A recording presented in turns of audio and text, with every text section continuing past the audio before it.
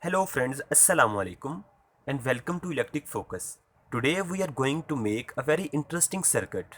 This is a very simple circuit and to complete this circuit you need just two components. An RGB LED light and a 100 kilo ohm resistor.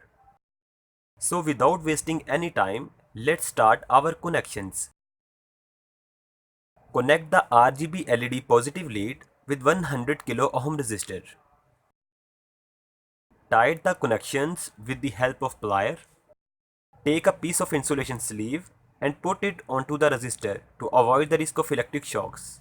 This circuit will operate on 220 volt AC supply, so avoid the risk of electric shock, we will use a switch to put this circuit inside.